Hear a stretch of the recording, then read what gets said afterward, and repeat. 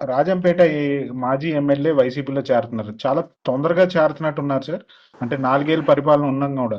రేపు సుభాష్ సుబ్రహ్మణ్యం గారు, పాల్కొండరాయుడు గారి అబ్బాయి తెలుగుదేశం పార్టీని వీడి అప్పుడు ఆల్రెడీ రాజీనామా చేశారు. వైఎస్ఆర్ కాంగ్రెస్ పార్టీలో చేరుతున్నారు. ఇది అనూహ్యం, రాజకీయాల్లో ఒక సంచలనంగానే భావించాలి. అంటే కడప జిల్లా కాబట్టే కాదు. ప్రాథమికమైన అంశం ఏంటంటే ఇంకా 4 ఏళ్ల పాటు ఈ ప్రభుత్వం ఉంది. 4 ఏళ్ళు ఉంటుంది. 4 ఏళ్ళు ఉంటుందంటే ఫుల్ పీరియడ్ ఉన్నట్టు 5 ఏళ్ళు అనేది 4 ఏళ్ళకి పెద్ద తేడా ఉంది. ఇప్పుడే ఒక సంవత్సరం కాకముందుగానే ఆ నియోజకవర్గ ఇన్ఛార్జ్ అంటే ఆ నిజానికి రాజంపేట నియోజకవర్గ ఎమ్మెల్యే అమర్నాథ్ రెడ్డి గారు వైసీపీ, ఈయన ప్రతిపక్షం. ప్రతిపక్షానికి సంబంధించిన నియోజకవర్గ ఇన్ఛార్జ్ అంటే అనధికారిక ఎమ్మెల్యే ఇప్పుడు నడుస్తున్న చరిత్రలో. అలాంటి అనధికారిక ఎమ్మెల్యే హోదా కలిగి అధికార పార్టీ మనిషిగా ఉన్న వ్యక్తి గెలిచిన 10 ఏళ్ళకి ఇంకా 4 సంవత్సరాల పైచారి కాలం ఉన్నా కూడా చేరిపోతున్నారంటే ఖచ్చితంగా ఇది రాబోయే కాలంలో తెలుగుదేశం పార్టీకి పెద్ద హెచ్చరిక. ఎందుకంటే ఎప్పుడు కూడా ఎన్ని లోపాలున్నా ఎన్ని తప్పులున్నా అధికార పార్టీ వాడిలోకి ప్రతిపక్షం పోతుంది, ప్రతిపక్షం దానికి అధికారం రాదు. ఈ విషయం చేర్చంటే పాల్కొండరాయుడు గారు కడప జిల్లాలో ఒక బలమైనటువంటి ప్రజాదరణ కలిగిన వ్యక్తి, అభిమానం కలిగిన వ్యక్తి. ఆయన కుమారుడిగా ఆయనకు కూడా ఒక ఇమేజ్ ఉంది. అట్లాంటి వ్యక్తి రాజీనామా చేస్తున్నాడంటే తెలుగుదేశంలో ఏదో కీలకమైన నాయకులకు సమన్వయం చేసుకోవడంలో వాళ్ళకు హోదాలు వాళ్ళ గౌరవాన్ని కాపాడేది తప్పు జరుగుతుంది అనేది ఆ పార్టీ విషయం. ఇది వైసీపీకి మాత్రం పెద్ద బూస్టప్ ఇస్తుంది. అంటే కడప జిల్లాలో ఆల్రెడీ వాళ్ళకు ఉన్నారు. అదేవిధంగా ఏ నియోజకవర్గానికి ఆయన వస్తున్నాడో ఆ నియోజకవర్గ ఎమ్మెల్యే మొన్న కూడా వైసీపీ గెలిచింది. ఇంకా ఆయనకి ఏం పని అనొచ్చు. కానీ కడప జిల్లా పాయింట్ కాదు. ఒక కాపు సామాజిక వర్గానికి చెందినటువంటి ఒక బలమైన కుటుంబం నుంచి వచ్చిన వాళ్ళు యాడ్ అవ్వడం వల్ల వైసీపీకి అదనపు బలం మాత్రమే ఒక సిగ్నల్ ఇస్తూ ఉంది.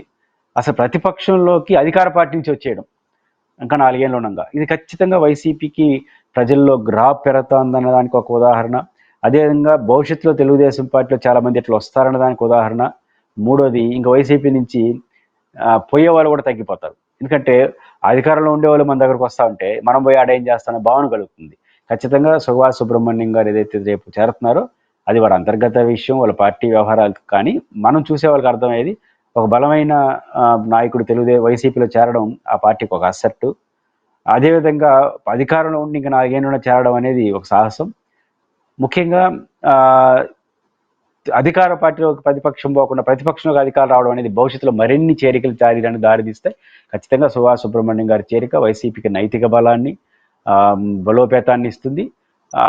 ఆయన వల్ల ఆడెన్ని ఓట్లు వస్తాయనే పాయింట్ కాదు, ఆయన వల్ల గౌరవప్రద వ్యక్తికి మంచి ఓటింగ్ వస్తుంది. కానీ రాష్ట్రం అంతా ఒక సంచలనం కదా. అధికార పార్టీ వాళ్ళు ప్రతిపక్షంలో చేరడం, ప్రతిపక్షంలో ఉండేవాళ్ళు అధికార పార్టీలో చేరడం ఏంటి, లేదా అని అనుకుంటే పర్వాలేదు. అధికార పార్టీ వాళ్ళు ప్రతిపక్షం చేరడం అంటే అనూహ్యం. భవిష్యత్తులో మరిన్ని చేరికలు ఉంటాయనడానికి ఇది ఒక ఉదాహరణగా చూడాలి. కానీ ఆ చేరికలు ఎంతవరకు చేరొచ్చు సార్? ఇక్కడి నుంచి చూస్తుంటే కనుక వైసీపీ వాళ్ళు టీడీపీ వాళ్ళతో టచ్ లో ఉన్నారనేది కొన్ని న్యూస్ పేపర్స్ కానీ లేకపోతే ఛానల్స్ రాస్తా ఉన్నాయి కదా. ఇది ఎంత స్ట్రోక్ అంటారు సార్? ఇది బాగా ప్రభావం చేస్తుందా? ఖచ్చితంగా. ఎందుకంటే ఆయన క్యాండిడేట్ ఉన్న క్యారెక్టర్ ఖచ్చితంగా వాళ్ళ కుటుంబానికి మంచి ఇమేజ్ ఉంది. చాలా గొప్ప కుటుంబం కడప జిల్లాలో. కాబట్టి మంచి కుటుంబం అంటే ఎవరో ఒకరు ఆడ కోపం ఉండి వచ్చేసేది అనేది పెద్ద ఇమేజ్ అవ్వదు. కానీ వస్తున్న వ్యక్తి క్రెడిబిలిటీ ఉన్న వ్యక్తి, క్యారెక్టర్ ఉన్న వ్యక్తి, మంచి ఇమేజ్ ఉన్న వ్యక్తి. కాబట్టి ఖచ్చితంగా ఈ చేరిక ఖచ్చితంగా వైసీపీకి నైతిక మద్దతు ఇస్తుంది. ఎవరో ఒకరు చేరేస్తే అది వేరే సంగతి. అలాంటి వ్యక్తి చేరుతున్నాడు కాబట్టి దానికి ఉన్న క్యారెక్టర్ మారుతుంది. అందువల్ల పాల్కొండరాయుడు గారు అబ్బాయి కాబట్టి ఆయన కూడా మంచి క్యారెక్టర్ ఉన్న వ్యక్తి కాబట్టి ఆయన చేరిక అనేది వెళ్తుంది. ఇప్పుడు ఈ సిగ్నల్ ఏమిస్తుంది? ఖచ్చితంగా వైసీపీ నుంచి వెళ్ళాలనుకునే కూడా మనకు వాళ్ళు వస్తారంటే మనం పోయేది ఎందుకు అనుకుంటారు. అధికార పార్టీ మీద ఒక మానసిక ఒత్తిడి, మన పార్టీలో అధికారులు ఉండేవాళ్ళు వెళ్ళిపోవడం అంటే ఒక రాంగ్ సిగ్నల్.